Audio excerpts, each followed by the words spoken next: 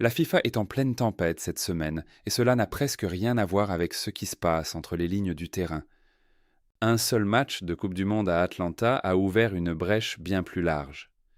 Une tempête politique qui entraîne désormais le Parlement européen, des avocats spécialisés dans les droits humains, le président des États-Unis et peut-être même le Comité international olympique. Ce qui avait commencé comme une remontée folle sur un terrain de football s'est transformé en l'une des luttes de pouvoir les plus confuses que le sport mondial ait connues depuis plus de 10 ans. Tout a commencé là, le 7 juillet 2026 au Mercedes-Benz Stadium. L'Argentine était menée de 2 buts par l'Égypte alors qu'il restait à peine 20 minutes à jouer. L'attaquant égyptien Yasser Ibrahim s'était élevé au-dessus d'une défense argentine médusée en début de match pour donner l'avantage au pharaon de la tête, et le gardien Mustapha Chobir avait signé l'arrêt du tournoi en stoppant net Lionel Messi sur penalty. Lorsque Mostafa Zico a calmement inscrit le deuxième but après l'heure de jeu, l'exploit du mondial semblait verrouillé. Les supporters égyptiens imaginaient déjà une première qualification historique d'une nation africaine en quart de finale face aux champions en titre. Puis, en à peine 15 minutes de jeu, tout le tournoi a basculé. L'Argentine a marqué 3 fois, le but de la victoire arrivant par Enzo Fernandez au bout du temps additionnel, et elle est repartie avec un succès 3-2 qui sera rediffusé pendant des années. Il y avait tout ce qu'un amateur de football peut demander. De la tension, du chaos, du chagrin, et une fin presque trop spectaculaire pour sembler réelle. Mais dès le lendemain matin, l'ambiance avait radicalement changé. Les joueurs et le staff égyptien sont montés au créneau, et ils ne parlaient pas d'occasion ratée. Ils parlèrent de l'arbitre. Le sélectionneur Hossam Hassan a déclaré sans détour aux journalistes que son équipe avait été volée, affirmant qu'aucun respect ni aucun fair-play n'avait été accordé à ses joueurs. Il a pointé un but refusé après qu'une vérification vidéo a signalé une faute beaucoup plus tôt dans la construction de l'action, ainsi qu'un tirage de maillot dans la surface avant le but victorieux de l'Argentine, que l'assistance vidéo n'a même pas examiné. Hassan a dit qu'il en avait fini avec le reste du tournoi par pur dégoût. L'attaquant Mostafa Zico lui a fait écho en affirmant clairement que le match avait été truqué du début à la fin. Des séquences comparant des fautes non sifflées sur Mohamed Salah à des fautes sanctionnées contre des joueurs égyptiens se sont rapidement répandues en ligne, alimentant les accusations selon lesquelles l'arbitre français François Letexier avait laissé les champions en titre jouer avec un règlement différent. Tout cela n'aurait sans doute pas dépassé le stade des interviews d'après-match en colère, sans ce qui s'est produit ensuite à Bruxelles. Le 8 juillet, environ 50 membres du Parlement européen, représentant 13 pays différents, ont signé et publié une lettre officielle exigeant que la commission d'éthique de la FIFA ouvre une enquête sur son président Gianni Infantino. Le point essentiel, c'est que leur plainte ne portait pas vraiment sur le match de l'Argentine. Elle visait un sujet qui couvait déjà depuis des mois, savoir si le président des États-Unis avait personnellement fait pression sur la direction de la FIFA pour faire annuler une suspension disciplinaire en plein tournoi. Voilà ce qui a réellement déclenché l'explosion politique. L'attaquant américain Folarin Balogun a reçu un carton rouge pendant la phase de groupe et, selon les règles ordinaires de la FIFA, aurait dû être automatiquement suspendu pour le match suivant de son équipe. Au lieu de cela, la FIFA a fait marche arrière et levé la suspension par un revirement extrêmement inhabituel au milieu de la compétition. Selon des informations largement relayées depuis, Donald Trump aurait contacté directement Infantino pour demander que la suspension soit réexaminée. Les eurodéputés Barry Andrews, Lara Walters et Niels Fuglsang ont publié un communiqué commun qualifiant cette décision, selon leurs mots, de honte et de perversion de la justice. Cette semaine, 35 membres du Parlement européen ont ajouté leur nom à l'appel en faveur d'une enquête éthique formelle. Si c'était la seule controverse sur le bureau d'Infantino, ce serait déjà un sérieux problème. Mais ce n'est pas le cas.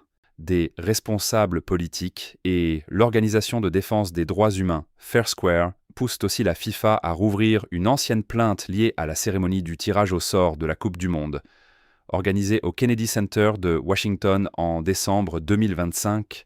Lors de cet événement, Infantino a dévoilé une toute nouvelle distinction, le prix de la paix de la FIFA, apparemment sans l'avoir fait approuver au préalable par le Conseil de la FIFA, puis a remis le tout premier prix au président Trump. Des responsables des pays co-organisateurs, le Mexique et le Canada, se tenaient à proximité pendant que le trophée plaqué or changeait de main. Fair Square affirme que ce moment a violé l'article 15 du Code d'éthique de la FIFA, la règle censée empêcher les dirigeants d'utiliser leurs fonctions pour promouvoir une personnalité politique ou un agenda politique. À l'époque, seule la Fédération norvégienne de football avait accepté de soutenir publiquement cette plainte. Maintenant que l'affaire Balogun a relancé le débat, plus de 3 dizaines de parlementaires européens demandent des réponses sur les deux fronts à la fois. Des informations venues de Corée du Sud cette semaine suggèrent que la pression sur Infantino pourrait ne pas s'arrêter aux responsables politiques européens. Certains médias indiquent désormais que des figures liées au Comité international olympique ont commencé à poser leurs propres questions sur l'ingérence politique au sein de la FIFA, inquiètes qu'un précédent impliquant un chef d'État en exercice dans une décision disciplinaire prise pendant un tournoi puisse déborder sur la manière dont d'autres grandes instances sportives mondiales sont censées fonctionner. Il faut être clair. Cette piste du CIO repose encore sur des informations de seconde main et non sur une déclaration officielle. Elle doit donc être considérée comme un élément émergent, pas comme un fait confirmé. La FIFA, de son côté, est devenue inhabituellement silencieuse. Infantino, d'ordinaire prompt à se défendre publiquement et rarement enclin à éviter les caméras, a pratiquement disparu depuis que la lettre du Parlement européen a été rendue publique. Ce silence est notable car la FIFA a historiquement défendu son indépendance avec agressivité, menaçant régulièrement de suspendre des fédérations nationales lorsqu'elle estime que des gouvernements s'immiscent dans les affaires du football. Mais il y a un monde entre sanctionner une petite fédération et entrer en conflit avec les plus grandes puissances du football d'Europe occidentale. Suspendre des associations comme celles de l'Allemagne, de la France ou de l'Angleterre dans un tel différend serait presque impensable, et la FIFA le sait. Sur le terrain, le débat sur l'équité ne s'est pas calmé. Des supporters et des observateurs qui se replongent dans les précédents matchs de l'Argentine ont fait ressortir d'autres décisions limites, notamment une poussée dans la surface contre l'Algérie, que beaucoup estiment digne d'un carton rouge, mais qui a été totalement ignorée. Qu'il existe ou non un schéma coordonné, l'accumulation de décisions serrées allant toutes dans le même sens a convaincu une part croissante du monde du football que quelque chose cloche, y compris parmi des gens qui affirment d'ordinaire ne pas croire aux théoristes du complot sur les matchs truqués. Il existe aussi une dimension commerciale dans toute cette affaire et les critiques disent qu'elle ne peut pas être séparée de la politique. Les parlementaires qui portent la plainte éthique ont expressément pointé l'élargissement du portefeuille de sponsors soutenus par des États autour de la FIFA, en particulier l'immense partenariat avec l'Aramco saoudienne, décrit par des analystes du secteur comme l'un des accords de sponsoring les plus riches de l'histoire du sport. Pour les critiques d'Infantino, ce type de contrat n'est pas seulement une affaire commerciale ordinaire. Ils y voient la preuve que l'argent et l'accès politique se rapprochent de plus en plus du cœur de décisions censées reposer uniquement sur le mérite sportif.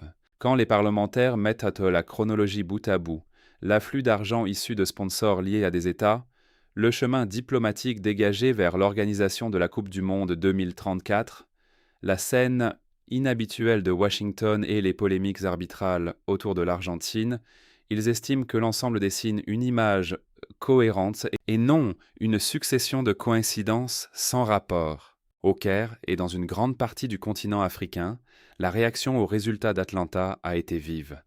La Fédération égyptienne de football aurait tenu cette semaine des réunions internes d'urgence pour déterminer s'il fallait déposer une plainte officielle tout en avançant prudemment face au risque juridique d'accuser directement la FIFA de corruption. Même sans dépôt formel, le sentiment dans la région est difficile à ignorer. Beaucoup de supporters et d'anciens joueurs pensent que la plus grande scène du sport reste inclinée en faveur de ses stars les plus rentables et de ses équipes les plus bankables, que quelqu'un à Zurich l'admette un jour à voix haute ou non. Soyons aussi justes avec l'autre camp, car il existe, et il n'est pas marginal. De nombreux arbitres expérimentés et anciens joueurs ont vivement rejeté l'idée que la victoire de l'Argentine aurait été fabriquée. Ils rappellent que l'assistance vidéo n'existe que pour corriger des erreurs claires et manifestes, pas pour rejuger chaque duel à 50-50, et que des remontées spectaculaires contre des adversaires fatigués se produisent tout le temps dans le football sans qu'aucun complot soit nécessaire. Certains critiques de la VAR, ironiquement, défendent même le problème inverse. Selon eux, la technologie de révision est utilisée de façon trop agressive et prive les arbitres de l'autorité qu'ils auraient dû conserver. Il est tout à fait possible qu'un match soit mal arbitré et que le résultat final soit malgré tout légitime. Démêler quelle explication correspond le mieux à Atlanta, voilà précisément pourquoi cette affaire s'est amplifiée au lieu de disparaître après un seul cycle médiatique. Pendant ce temps, le tournoi continue d'avancer, avec ou sans polémique de carton rouge et lettres à la commission d'éthique. L'Argentine se dirige désormais vers un quart de finale contre la Suisse, portant encore les espoirs de Messi pour une dernière course mondiale à domicile. Le tableau général s'est dessiné autour d'elle. La France et le Maroc ont ouvert la semaine des quarts le 9 juillet dans le stade de Boston, remake de leur demi-finale de 2022. L'Espagne et la Belgique doivent se retrouver à Los Angeles le lendemain. Miami et Kansas City clôtureront le tour le samedi 11 juillet, avec une double affiche qui désignera les deux derniers demi-finalistes. La Norvège et l'Angleterre ont également validé leur billet pour le dernier carré élargi des 8 meilleures équipes, ce qui signifie que cette partie du tournoi propose certains des duels les plus riches en stars que le football puisse offrir, même pendant que les questions s'accumulent sur le fait de savoir si chaque résultat du parcours a été décidé uniquement par ce qui s'est passé sur la pelouse. C'est précisément cette tension qui rend ce moment de l'histoire de la Coupe du Monde si étrange à observer. D'un côté, le spectacle sur le terrain a été sensationnel. Remontée, surprise, pénalty manqué, tête superbe de nation outsider. Ce tournoi a offert un drame dont les amateurs de football parleront pendant des années. De l'autre, l'organisation qui dirige tout le spectacle fait désormais face à une pression politique formelle sur deux fronts distincts en même temps, à des murmures de surveillance extérieure par des responsables olympiques et à une structure de sponsoring qui, selon ses critiques, rapproche toujours davantage l'instance dirigeante du football de l'argent d'État et des échanges de faveurs politiques. Alors, où cela laisse-t-il les supporters qui regardent depuis chez eux?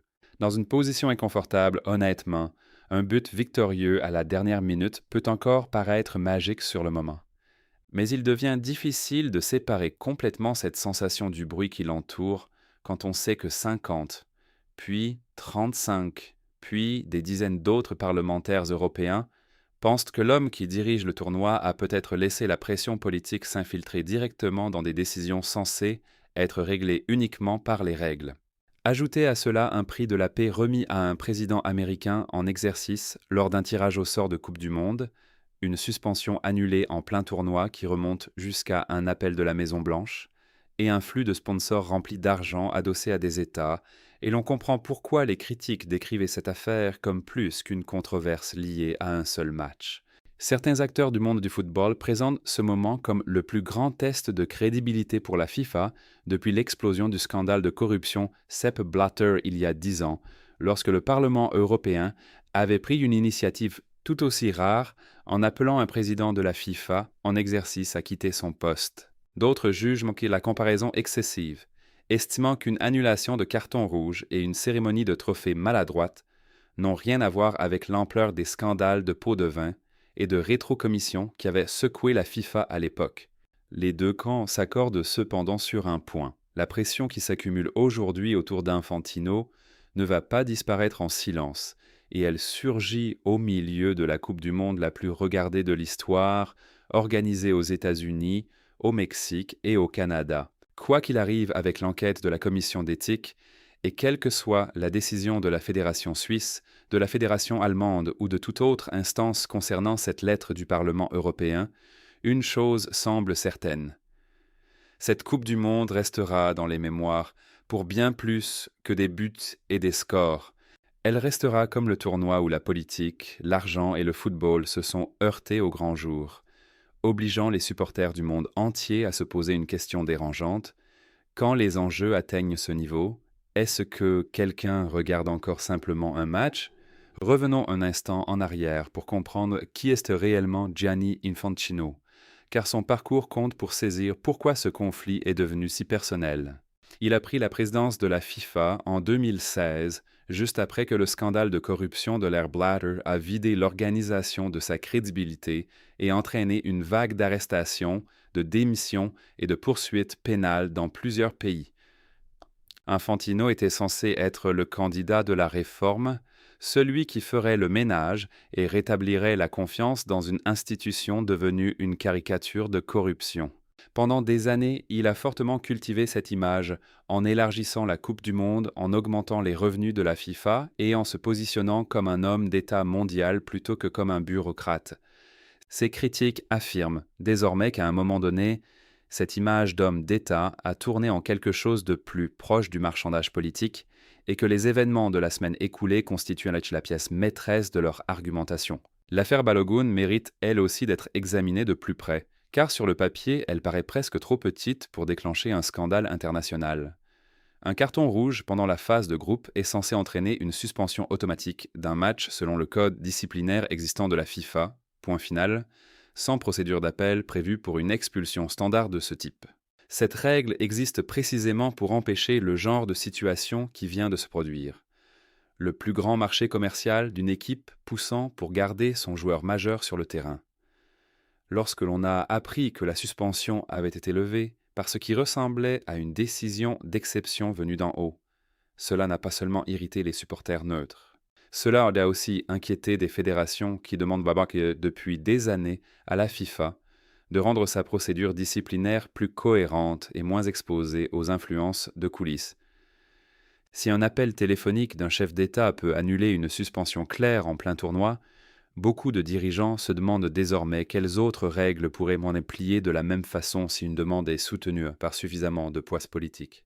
La couverture de l'appel téléphonique lui-même a été traitée avec prudence par la plupart des médias, et pour de bonnes raisons. Personne n'a publié de transcription, et la FIFA n'a pas fourni de compte rendu public détaillé de ce qui s'est exactement dit entre Infantino et la Maison-Blanche.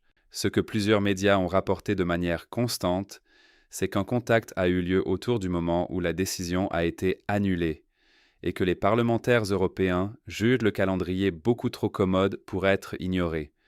Tant que la commission d'éthique de la FIFA n'ouvre pas réellement un dossier et ne publie pas ses conclusions, la nature précise de ce qui a été dit reste, à juste titre, dans la catégorie d'une accusation grave plutôt que d'un fait établi. Cette distinction compte, et c'est précisément cette distinction que les parlementaires demandent à la FIFA d'examiner officiellement au lieu de l'écarter d'un revers de main.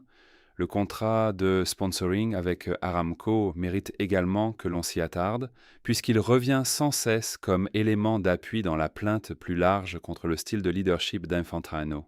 Le géant pétrolier public d'Arabie Saoudite est devenu un partenaire majeur de la FIFA dans un accord estimé à plusieurs centaines de millions de dollars, ce qui en ferait l'un des plus grands contrats de sponsoring de l'histoire du sport organisé.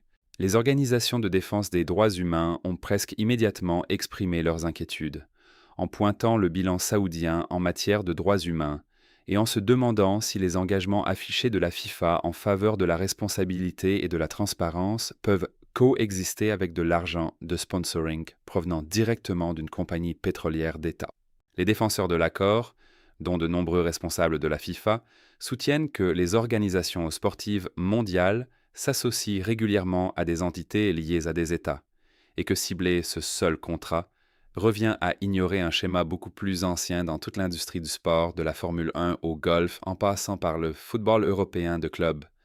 Les deux choses peuvent être vraies en même temps, ce qui explique en partie pourquoi ce débat ne se résout jamais complètement. Il y a ensuite la question de 2034, lorsque la Coupe du Monde doit arriver en Arabie Saoudite pour la première fois. Les critiques de la direction d'Infantino affirment que la fluidité de ce processus de candidature, attribué sans véritable dossier rival compétitif, correspond au même schéma que celui qu'il voit dans le partenariat avec Aramco Et dans la cérémonie du prix de la paix, une instance dirigeante de plus en plus à l'aise avec l'idée de laisser l'argent d'État et les relations politiques façonner des décisions censées reposer sur des critères sportifs et logistiques. La position officielle de la FIFA a toujours été que le processus d'attribution de 2034 a suivi la procédure correcte et que l'Arabie saoudite a présenté un projet d'organisation solide et bien doté. Que les supporters croient ou non à ce récit dépend largement de la bonne foi qu'ils accordent encore à la direction de la FIFA après tout ce qui s'est accumulé ce mois-ci.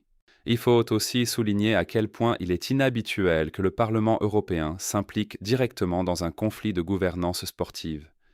Le Parlement ne se prononce généralement pas sur les décisions arbitrales, ni sur les sanctions disciplinaires dans le football international, car ces sujets se situent normalement entièrement hors de son champ de compétences. Le fait que 50 puis 35 et davantage encore, élus issus de 13 pays différents, aient signé une lettre commune montre que l'affaire est traitée comme une question de gouvernance et d'état de droit, et non comme une simple plainte sportive. Sous cet angle, la comparaison avec la crise de l'ère Blatter en 2015 devient beaucoup plus compréhensible. À l'époque, les parlementaires n'étaient pas scandalisés par un hors-jeu mal jugé. Ils l'étaient parce que des réseaux internationaux de pots de vin et de rétrocommissions semblaient avoir gangrené l'organisation de l'intérieur, et ils utilisaient la pression politique comme l'un des rares outils disponibles pour forcer le changement dans une institution qui ne répond presque à personne. Savoir si la situation actuelle atteint le même niveau est précisément la question qui divise aujourd'hui supporters et journalistes de football. Sur le terrain, en Égypte, il existe aussi un contexte plus large qu'il faut mentionner. Ce tournoi devait être une étape majeure pour le football africain en général, avec plusieurs équipes du continent réalisant des performances que très au-dessus des attentes pendant la phase de groupe, puis dans les matchs à élimination directe. Le fait que l'Égypte atteigne les huitièmes de finale et pousse les champions en titre au bord de l'élimination était déjà célébré comme l'une des grandes histoires du tournoi avant même le coup de sifflet final. Ce contexte explique en partie pourquoi la fin a été si douloureuse dans toute la région. Ce n'était pas seulement une défaite. Pour beaucoup de supporters et de commentateurs sur place, c'était comme si un plafond de verre se refermait brusquement au moment précis où il semblait enfin prêt à se briser.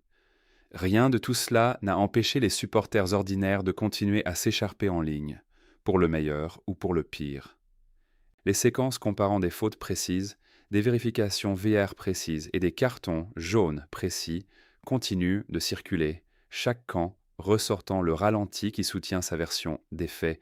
Certains supporters insistent sur le fait que tout cela ne prouve rien d'autre qu'une incohérence arbitrale normale, le même type d'incohérence que l'on retrouve dans presque tous les matchs à très fort enjeu, jamais disputés.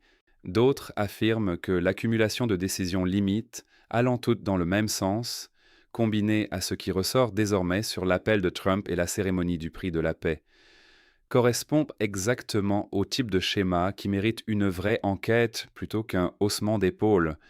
Les deux arguments continueront de circuler jusqu'à ce que la commission d'éthique prenne une décision, et probablement bien au-delà.